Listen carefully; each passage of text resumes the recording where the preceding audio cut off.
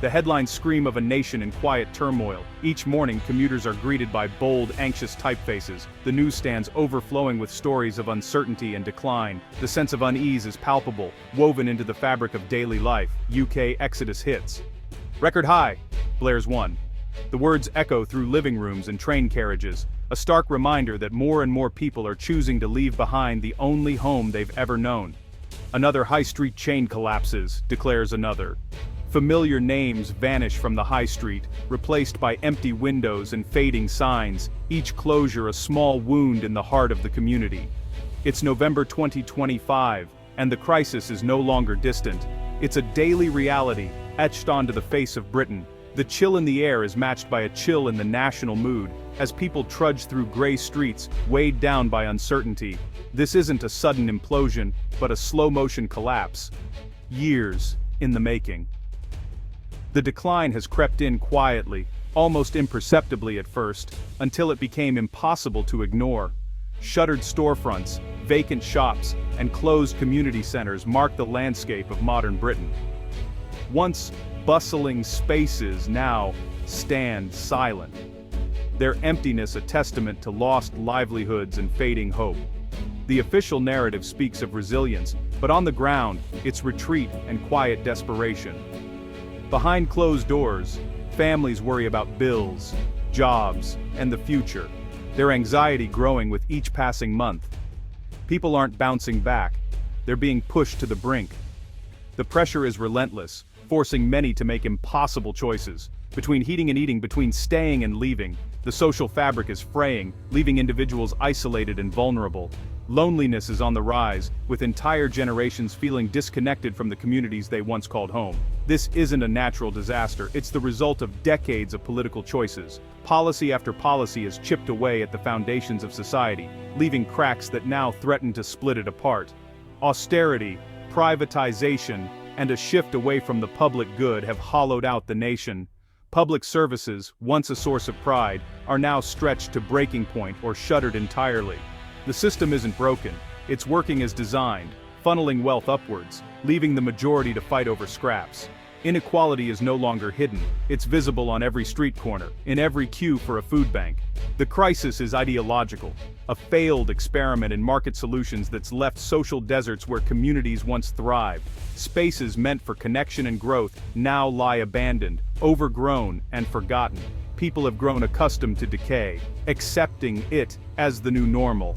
The slow erosion of standards and expectations has numbed the public, making decline feel inevitable. Outrage has faded into weary resignation, but beneath the surface, a quiet determination is building. In small acts of solidarity, people are beginning to reclaim what's been lost, refusing to let despair have the final word. Many are leaving, not just their towns but the country itself, seeking a future Britain no longer provides. The departure lounges and train stations are filled with tearful goodbyes, as families and friends part ways, uncertain if they'll ever return. This exodus is more than a statistic, it's a verdict on the state of the nation. Each empty chair at a community event, each passport stamped at the border, tells a story of dreams deferred and opportunities lost. It's a vote of no confidence in the future of the United Kingdom. The slow-motion collapse is not just economic or political, it's deeply personal, touching every life, every street, and every hope for what Britain could be.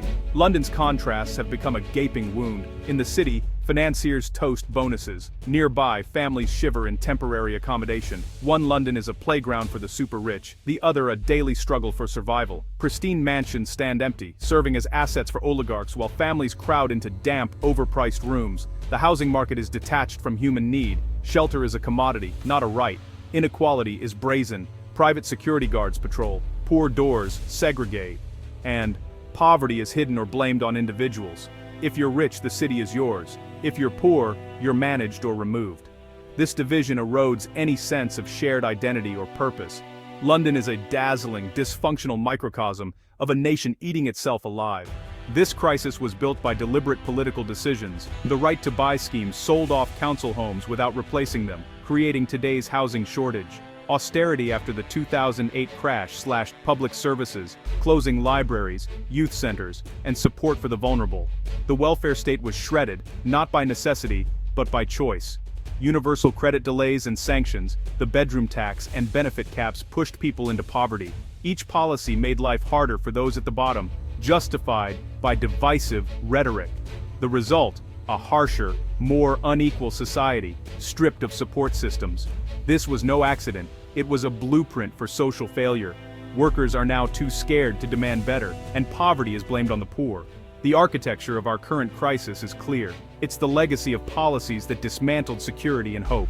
The explosion of homelessness is the most visible symptom of a deep systemic failure, one that has been building for years, right in front of our eyes. Tents under railway arches, people in shop doorways, this is public, raw suffering, unfolding in the heart of our cities day after day.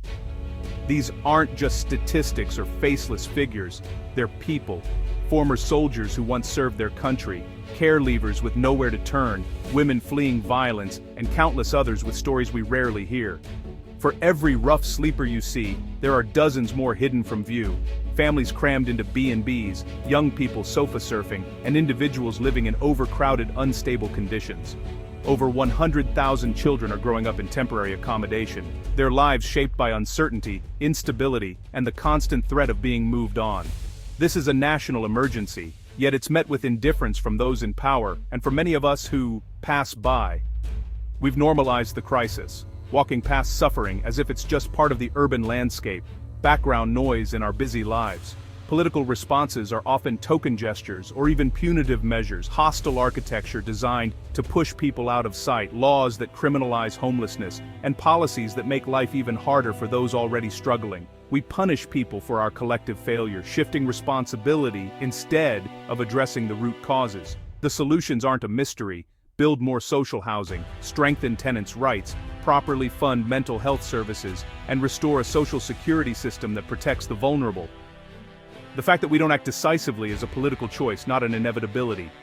Homelessness is accepted as a price for a low-tax, low-regulation economy where profit is prioritized over people's basic needs.